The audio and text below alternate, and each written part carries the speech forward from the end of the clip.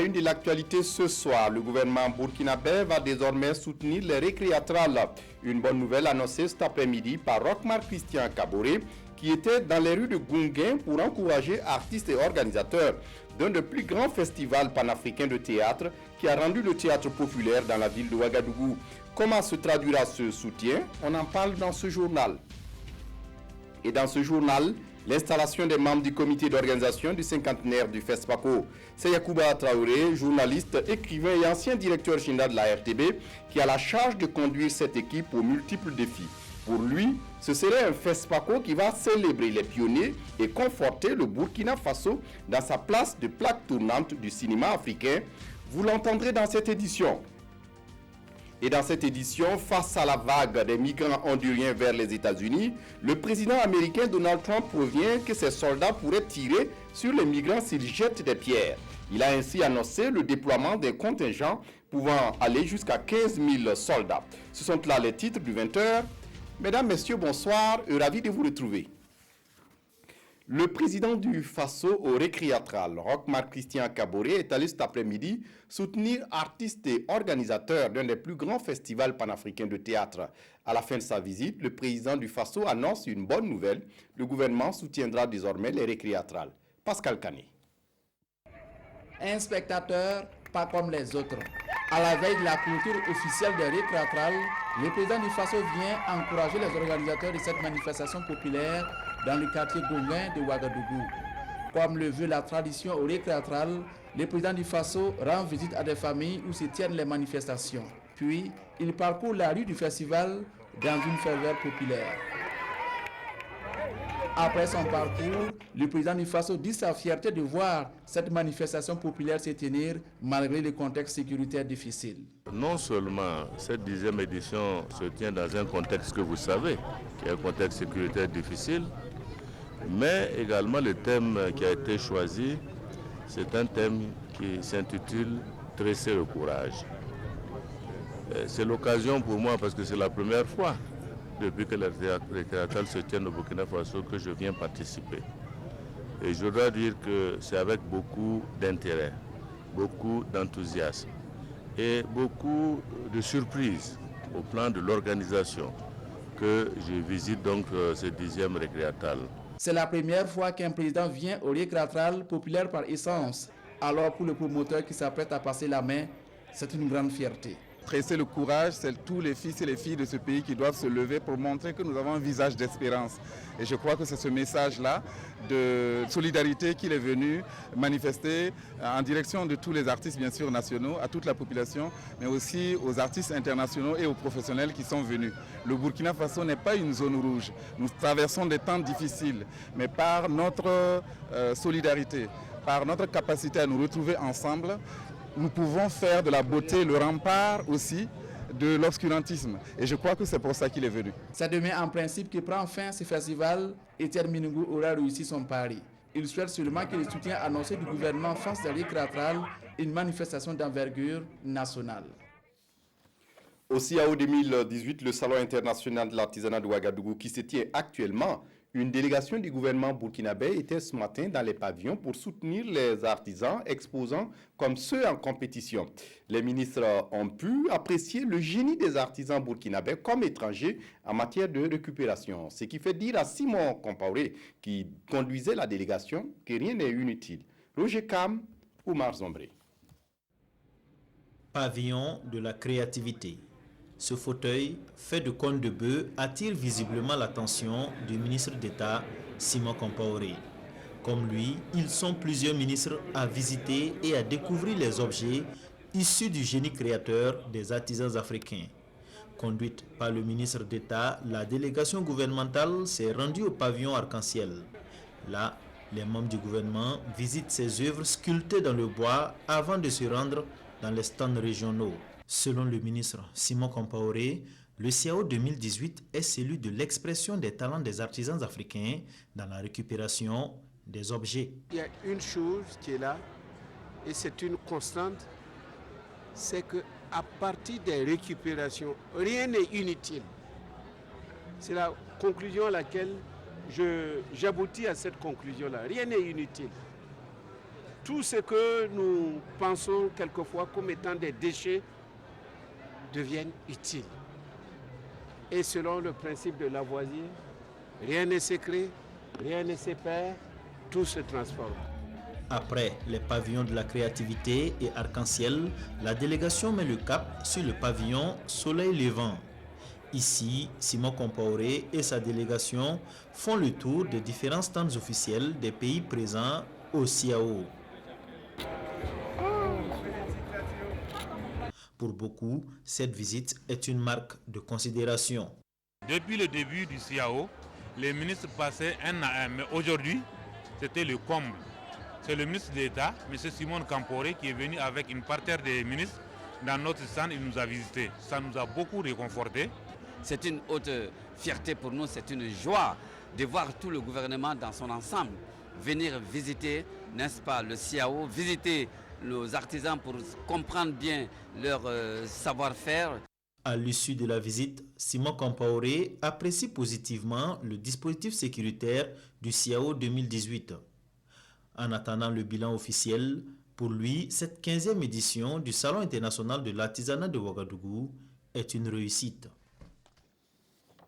Et sur le site du salon, l'affluence ne s'exemplit pas depuis les premiers jours du monde. Il y en a à l'entrée, tout comme dans l'enceinte, et les stands sont pris d'assaut. Constat avec Daouda Ouattara et Abdourahmane Zongo. Il serait très faux de s'imaginer qu'il n'y a pas actuellement d'affluence au site du CIAO. Témoignez vous-même ces images d'une foule compacte et composite, d'une marée humaine de tous âges qui s'étend à perte de vue, avec pour dénominateur commun le précieux sésame. Oui, être en possession d'un ticket ou d'un badge, son détenteur a droit d'accès au site du CIAO, qui pour visiter, acheter, qui pour nourrir des échanges ou établir des relations de partenariat. C'est un événement pour nous les artisans qui nous permet de lancer nos produits, qui nous permet de faire des échanges avec nos voisins. Vraiment, c'est quelque chose qui est bien. Et vraiment, je suis très content d'être là. Cela fait partie de la vie, donc on s'imprègne de tout. On est venu voir, visiter, voilà. On aime bien, ça participe au développement. C'est bien pour le Burkina qu'il y a des gens qui ont envie en plus de voir les choses qu'on fait ailleurs, parce qu'il y a des choses de partout. Et nous, on visite toute l'Afrique en venant seulement ici au CIAO. L'engouement d'un grand jour est apprécié. Beaucoup de monde et je crois que ça c'est vraiment du bien. Quand il y a quelque chose de culturel comme ça veut dire que les gens sont intéressés à ça. On a fait 1h30 de queue, il y a encore beaucoup de monde qui veut rentrer et ça a commencé depuis ce matin à 9h, ça veut dire c'est bien. Les gens sont intéressés, ils ne sont pas beaucoup peut-être inquiétés par ce qui se dit et donc peut-être que c'est cette assurance-là qui permet aux uns et aux autres de venir. Tantôt, affluence rime avec affaires, vente ou échange, mais la réciprocité n'est pas toujours vérifiée et vérifiable. Autrement dit, abondance de produits n'implique pas forcément affluence, ou encore, l'affluence n'implique pas forcément achat. On a quitté à Bobo, on a amené Coco Donda et puis Oussoula avec des médicaments. Depuis que je venais avec mon Coco Donda là, je vends 6 seulement. Depuis qu'on est rentré ici, il n'y a pas marché.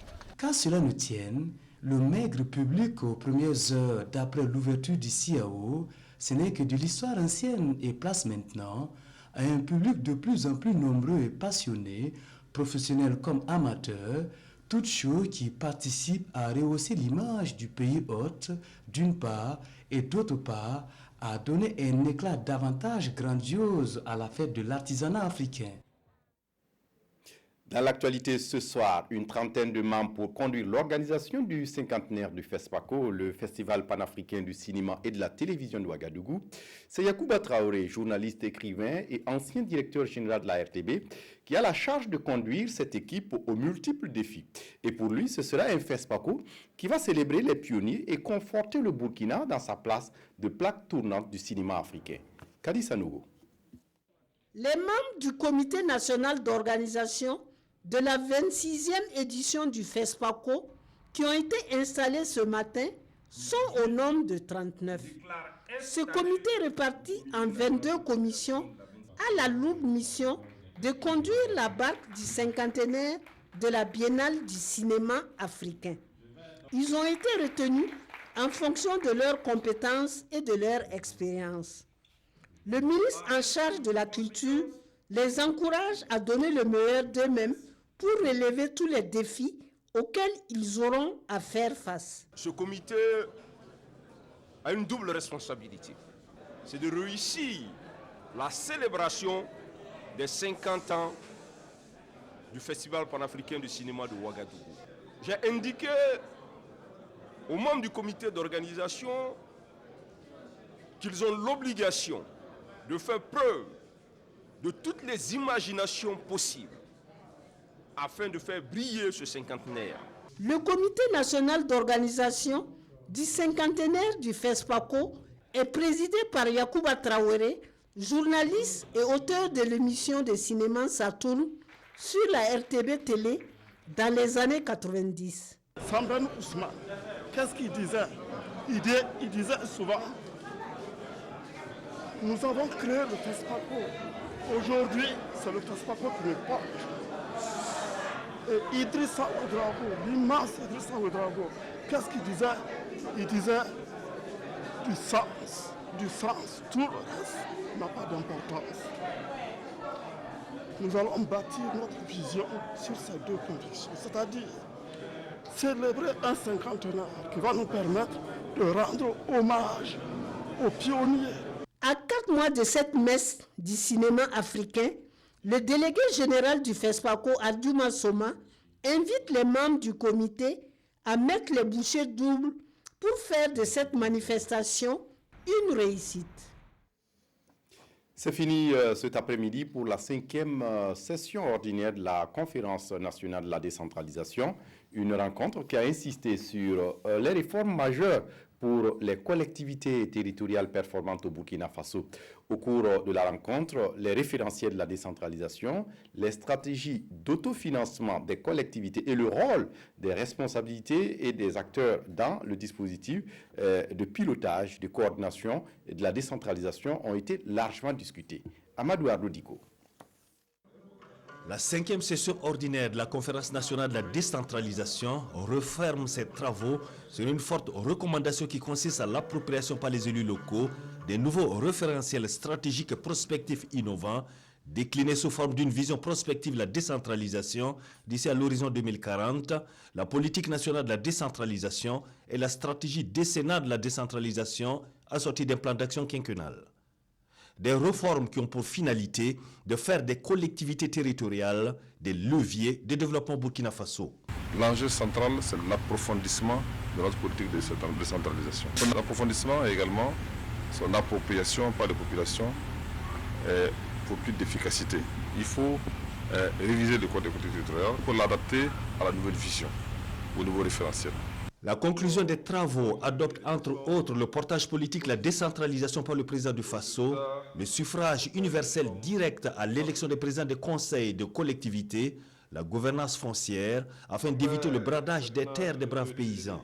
Le cycle 3 de la décentralisation a plusieurs réformes. Et au titre des réformes majeures, il y a le transfert des compétences qui se fera désormais par une loi de programmation, ce qui permettra de connaître de faire une prévisibilité auprès des collectivités territoriales et ce qui permettra également de répondre aux besoins. Parce qu'il s'agira de partir des besoins des collectivités territoriales pour donner les ressources financières nécessaires pour que ces collectivités territoriales puissent mettre en œuvre les compétences à elles dévolues. Les partenaires techniques et financiers renouvellent leur engagement à soutenir financièrement le processus de la décentralisation en cours au Burkina Faso.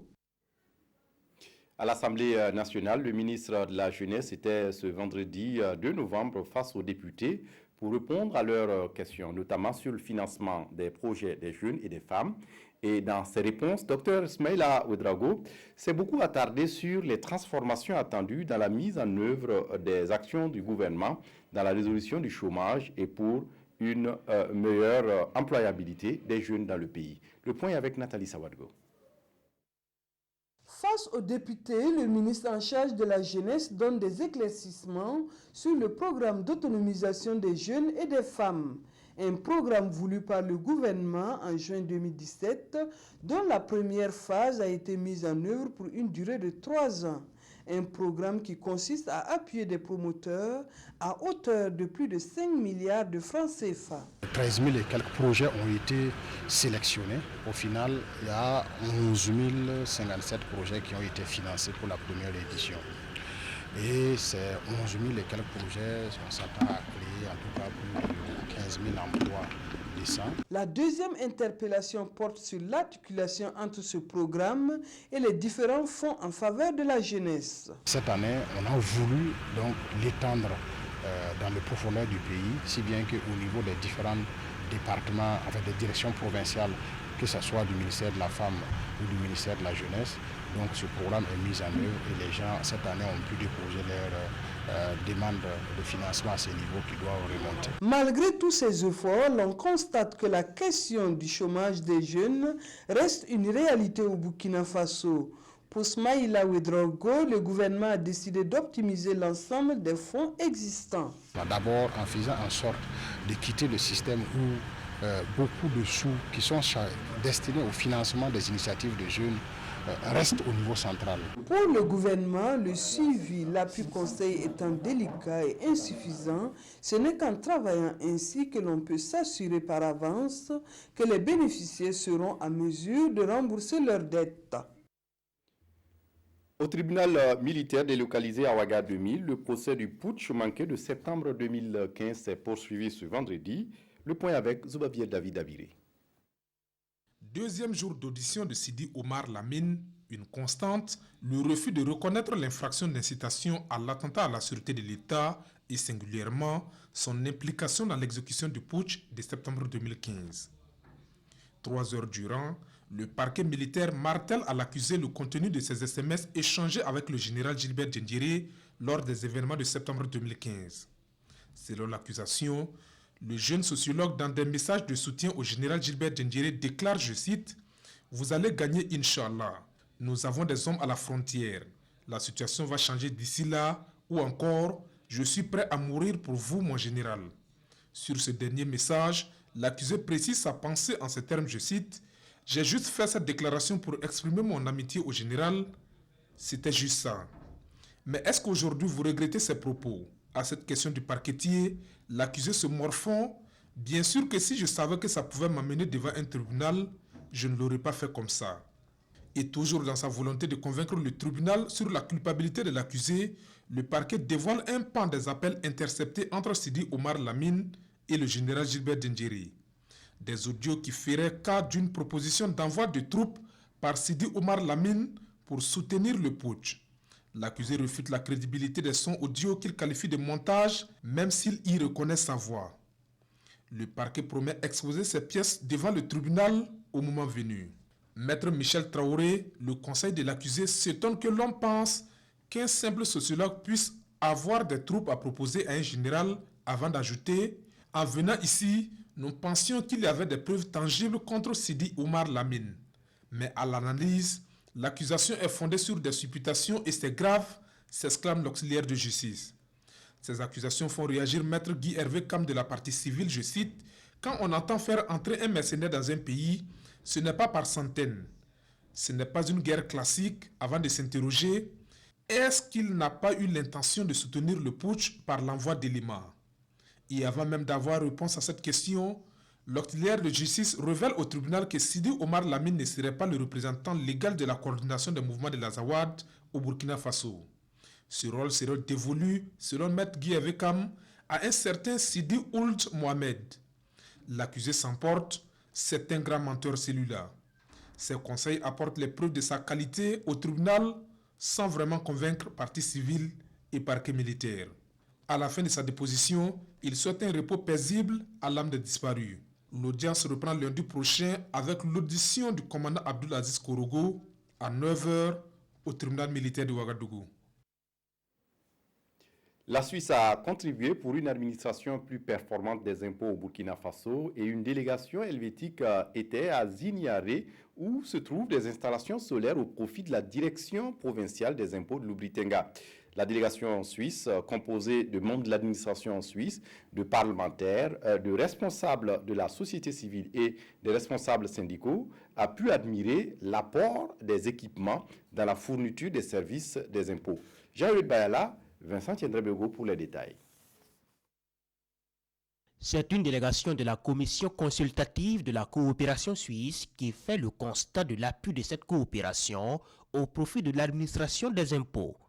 La direction provinciale des impôts de l'Oubri-Tenga est l'une des deux bénéficiaires de cette intervention qui se matérialise par le renforcement de son système informatique alimenté en énergie solaire. Ici à Zignaré, nous avons en plus de l'énergie solaire une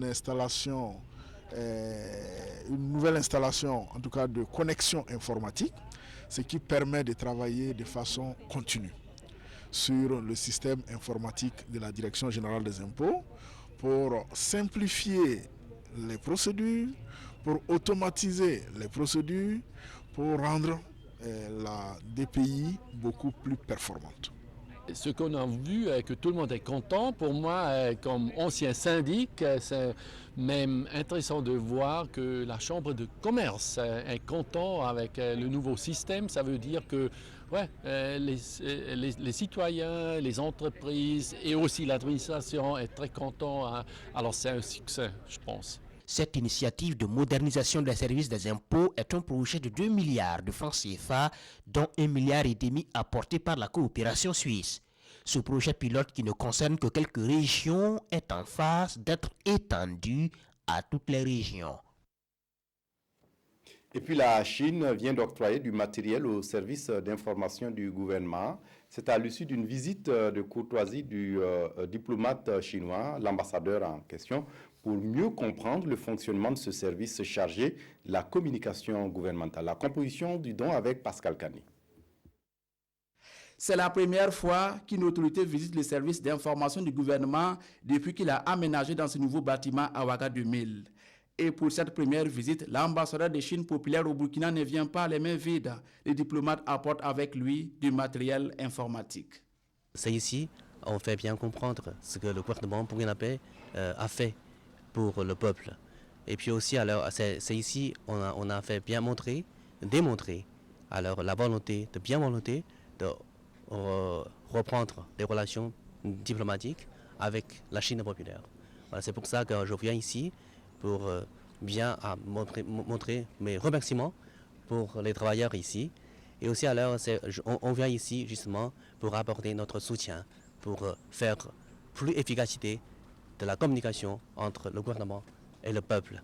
À l'occasion, le diplomate chinois s'entretient avec les responsables et le personnel du SIG. Tout le fonctionnement du service est expliqué à l'ambassadeur. On y apprend que le service d'information du gouvernement est composé essentiellement de 4 départements qui sont les départements rapport et rédaction, les départements web, les départements production et les départements communication internationale. Je voudrais donc au nom de M. le ministre de la Communication, porte-parole du gouvernement, remercier l'ambassadeur de Chine qui a pris tout son temps pour venir au SIG et surtout remettre ce matériel qui va permettre au SIG d'être encore plus opérationnel en tant que porte-voix de la communication gouvernementale. Avant de partir, l'ambassadeur de Chine populaire signe le livre d'or dans lequel il exprime son souhait de collaborer avec les SIG pour le rayonnement de l'amitié sino-burkinabé. L'accès à la justice est un droit fondamental de l'homme prescrit par plusieurs engagements internationaux auxquels le Burkina Faso a adhéré.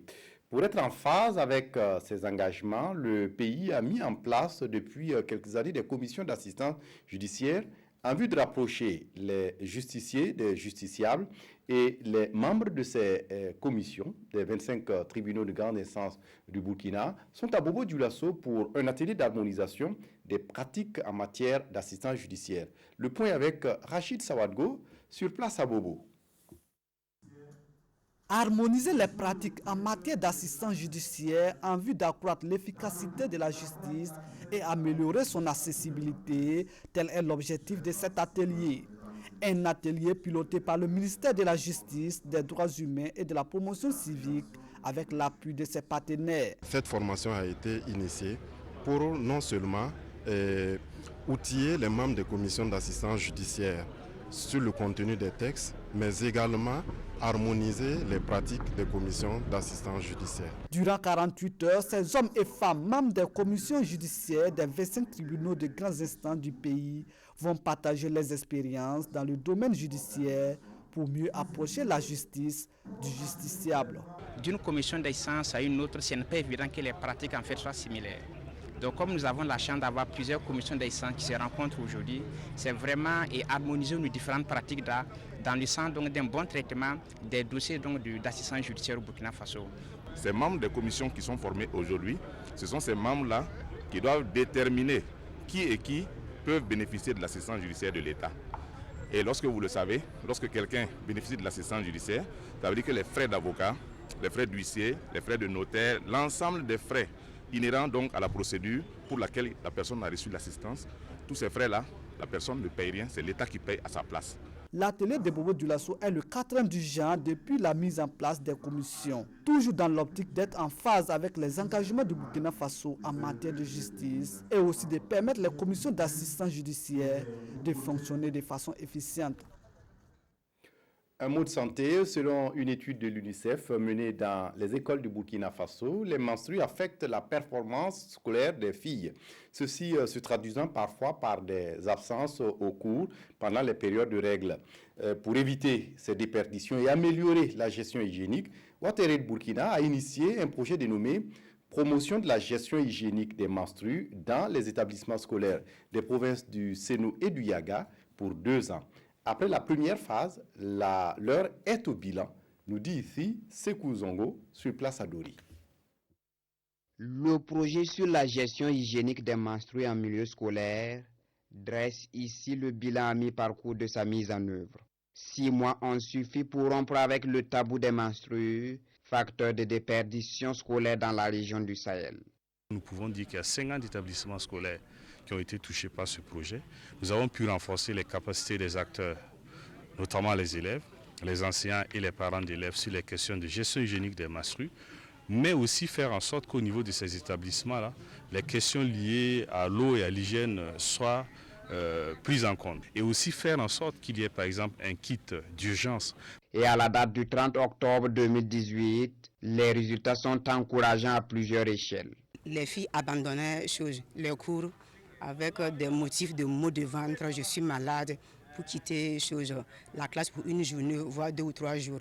Mais avec le projet, là, quand on dit je suis malade, on sait déjà où se diriger pour avoir vraiment le nécessaire pour se maintenir à l'école. Nous avons réussi à briser le tabou autour de l'hygiène menstruelle parce que c'était une question qu'on n'osait pas évoquer en public. Et aujourd'hui, nous sommes heureux de savoir que quand nous prenons nos cibles dans ce projet, notamment les élèves, ils sont en mesure de parler des règles comme étant un phénomène naturel. Et quand nous parlons aussi, nous voyons au niveau des enseignants, ce sont des acteurs aujourd'hui qui sont en mesure de prendre cette question-là et de parler avec les élèves. La dernière phase du projet concerne la province du Yaga, mais aussi quelques établissements de la province du Sénou. Elle couvre l'année scolaire 2018-2019. À l'étranger, alors que des milliers de migrants se dirigent vers les États-Unis, Donald Trump, le président américain, a tenu à les avertir. Ces soldats n'hésiteront pas à faire feu s'ils reçoivent des pierres.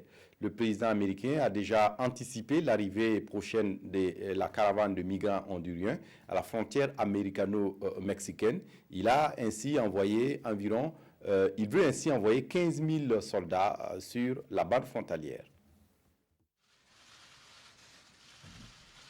C'est le discours le plus dur de Donald Trump contre les caravanes de migrants qui tentent de rejoindre les États-Unis. S'ils veulent lancer des pierres sur notre armée répliquera, a déclaré le président américain, qui a encore repris le thème de l'invasion pour évoquer l'exode de milliers de personnes qui fuient la pauvreté ou la violence. En ce moment même, de grandes caravanes de migrants bien organisées marchent vers notre frontière sud.